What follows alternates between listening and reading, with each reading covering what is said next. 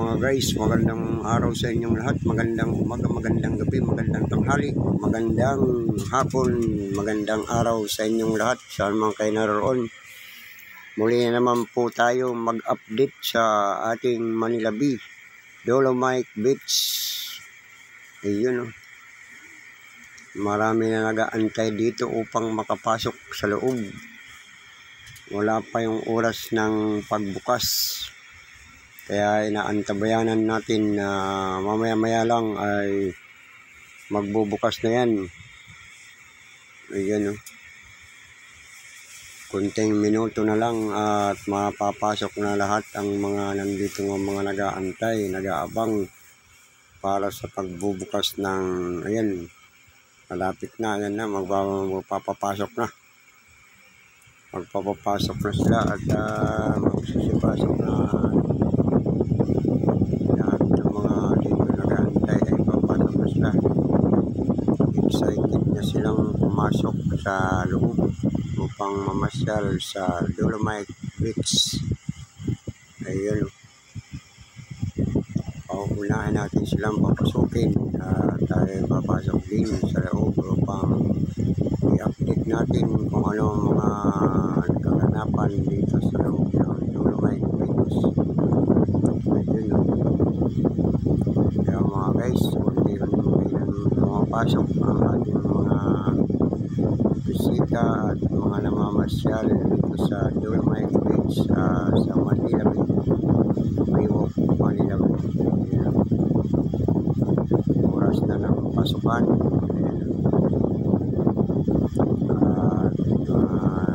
Pila lang para pumasok sa loob Dolomite Beach. Kaya tayo nakapila rin dito at tayo papasok din sa loob upang i-update natin ang mga kaganapan, kung ano man ang kaganapan dito sa loob ng Dolomite Beach, Manila Bay.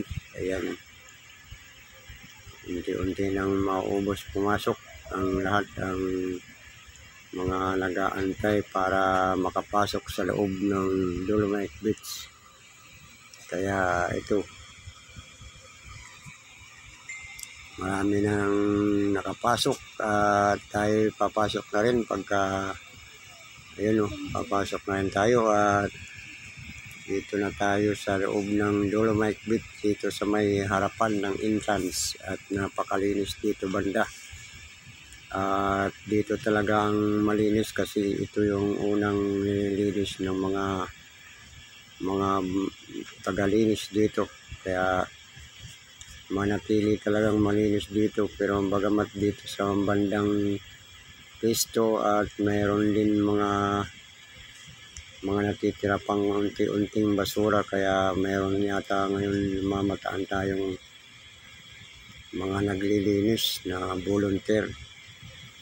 Ayun, selfie at mayroon na nakasawsaw sa tubig. Nagtatampisaw na, lalo na mga bata. Ayun, talagang gusto na nilang mabasa ng tubig dagat sapagkat napakaganda dito pagka kung pwede na itong maligo.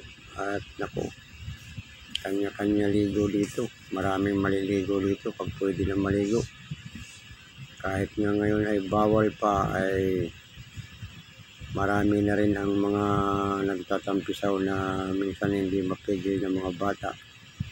Ayun o, lumusong na sila o. Ating natatanaw na may mga lumusong na sa tubig. Kaya hindi na mapigil na magbasa sa tubig. Kasi ang dagat nga naman ay napakaganda sa katawan natin yan. Kasi maalat at na magandang ano yan, pantherapy ng ating katawan. Yun ating titingnan dito sa bandang ano, mapapagpasyalan natin dito sa mga papuntang dito sa, ayun o, may mga naglilinis dito at inaagad talaga nila yung mga basurang maliliit para hindi maipon at hindi na mahirap linisin. Ito yata yung mga naka-orange na ito, yung ano, kung hindi ako nagkakamali, ito yung ano, yung Coast Guard yata ito. Mga Philippine Coast Guard yata ito.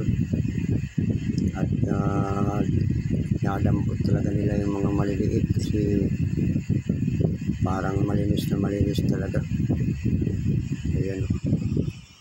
Kaya tuloy-tuloy tayong mag-update dito at ipakita kung ano ang kaganapan dito sa ating Dolomite Beach at sa Manila Beach.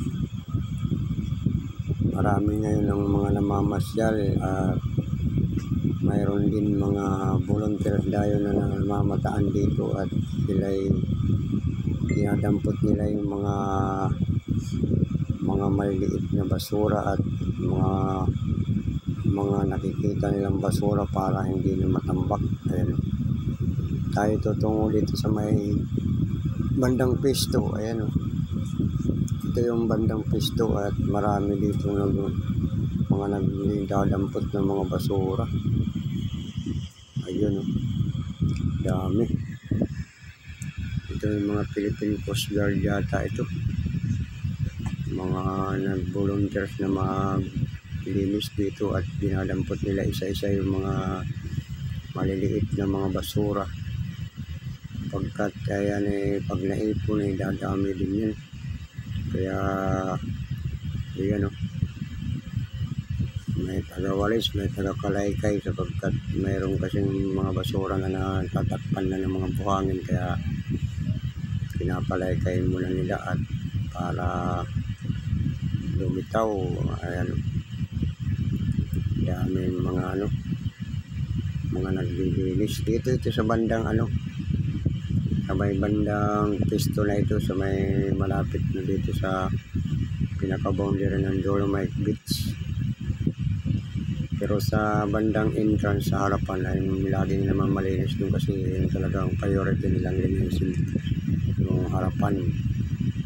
Ito yung bandang pisto na sa may kabilang gilid na ito, kabilang dulo ng Dolomite Beach. Kaya may mga araw-araw naman may napapadpad ng mga basura, pero hindi naman gaanong karamihan yun.